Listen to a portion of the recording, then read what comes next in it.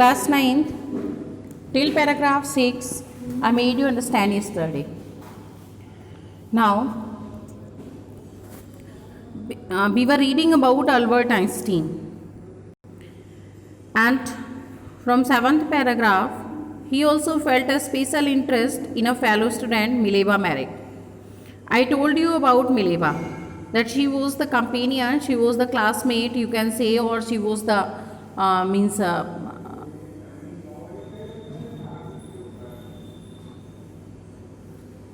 a girl who she was working with him, whom he found to be a clever creature. This young serf had come to Switzerland. She came there to Switzerland because the university in Zurich, university थी Zurich में, was one of the few in Europe. Europe में कुछ universities में से अकेली थी where women could get degrees. Einstein saw in her an ally. Ally means true friend. Against the Philistines. Philistines means the person he does not like to talk. Means he did not like to talk. Those people in his family and the university with whom he was constantly at odds. Odds means in different situations. Means he did not like at all. The couple fell in love. Later survived, in which they put their affection into words. And they start giving letters in the form of scientific language. Like Einstein wrote how happy and proud he should be when they both have brought their work on relativity to a victorious conclusion. Means when they wrote the letter, the language, it was always scientific. In 1900s, at the age of 21, Albert Einstein was a university graduate and unemployed. Means at the age of 21, he was graduate, but he did not have work. He worked as a teaching assistant. उसने teaching assistant की तरह work किया, private lessons दिए घर में जाकर, और उसको एक जॉब मिली 1902 में एक टेक्निकल एक्सपर्ट की तरह पेटेंट ऑफिस बर्न में, जबकि वो कुछ और लोगों के साथ में उनके इन्वेंशन में असिस्टेंट की तरह वर्क करता था. Einstein was actually developing his own ideas in secret, but he kept continue his work secretly, his own ideas, scientific ideas. He is said to have jokingly, उसको कहा जाता था desk drawer at the work the Bureau of Theoretical Physics. वो अपने physics में काम करता था, इसलिए लोग उसको हंसी में desk drawer कहते थे. One of the famous papers in 1905 was Einstein's special theory of relativity. Famous papers ने आइंस्टीन की थ्योरी लिखी. वास्तव में two perfectly accurate clocks will not continue, और उसने थ्योरी दी कि दो परफेक्टली एक्यूरेट क्लॉक्स एक साथ में एक जैसा टाइम नहीं दे सकती हैं अगर उनकी जर्नी में थोड़ा सा भी वो ऊपर नीचे होती हैं. फ्रॉम दिस, और इसी से वर्ल्ड का मोस्ट फेमस फार्मूला निकला विच describe the relationship between mass and energy, जो डिस्क्राइब करता है मास और एनर्जी के बीच में रिलेशनशिप को, जिसका फॉर्मूला निकल कर आया E is equal to mc²2. In this mathematical equation E stands for energy, m for mass and c for speed of light in a vacuum. When in a humorous way he wrote, when you sit with a nice girl for 2 hours, it seems like 2 minutes. When you sit on a hot stove for 2 minutes, then it seems like 2 hours. That is relativity. While Einstein was solving the most difficult problems in physics, his private life was unraveling. Unraveling means it becomes fail. Albert Mileva से शादी करना चाहता था. Mother of Albert, she did not want. She said that Mileva, she was 3 years older than her son. She was also bothered by Mileva's intelligence. उसकी mother ने उसको मना किया और फिलहाल अल्बर्ट ने शादी के लिए मना कर दिया.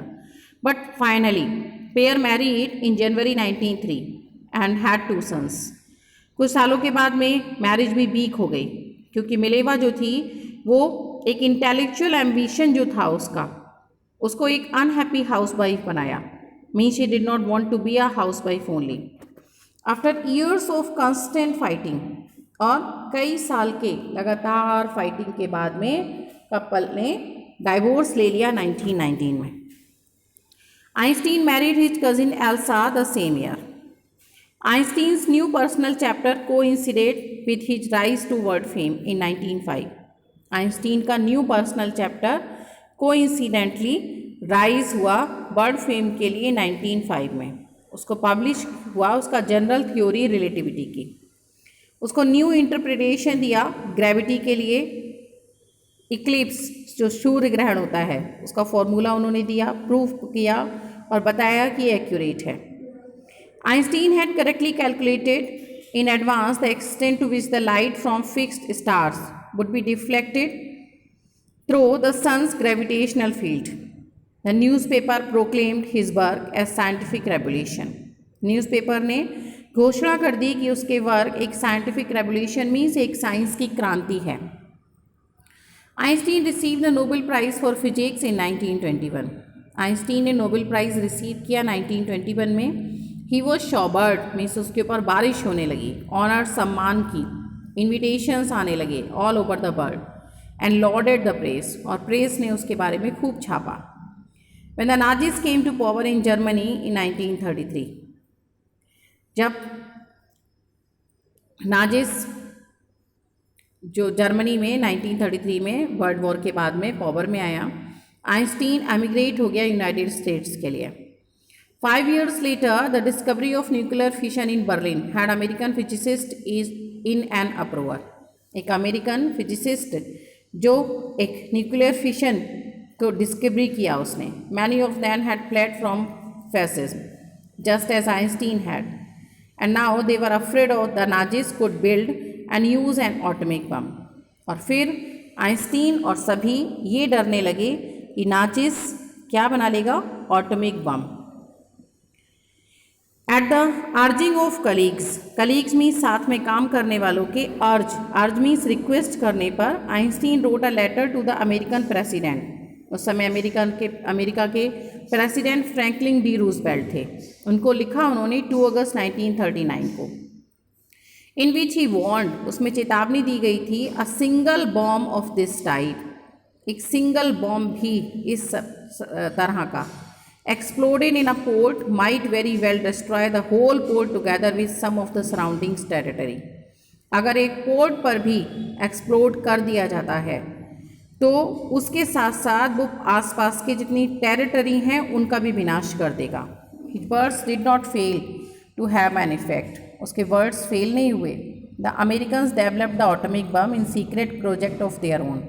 अमेरिकन्स ने भी एटॉमिक बम बना लिया and dropped into the Japanese cities of Hiroshima and Nagasaki in August 1945. आप इसके बारे में पढ़ चुके हैं।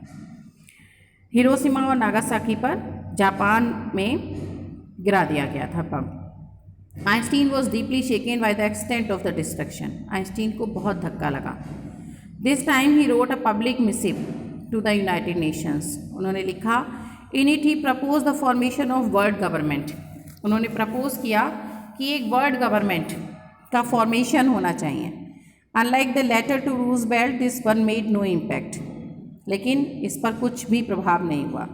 But over the next decade, लेकिन अगले ही दशक में, decade means a period of 10 years, Einstein got even ever more involved in politics.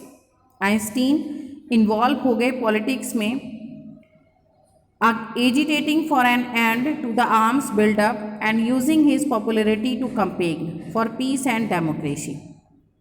उसकी पॉपुलैरिटी जो कैंपेन में हुई, एक नारा बनकर सामने आई, एक तरह का लोगों ने उसके लिए आंदोलन चलाया पीस और डेमोक्रेसी के लिए। Einstein died in 1955 at the age of 76.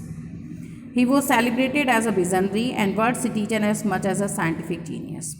उसको एक विजनरी मीन्स जो दूरदर्शी होता है, और एक वर्ल्ड सिटीजन जो एक साइंटिफिक जीनियस था, उसकी तरह आज भी लोग उसको जानते हैं।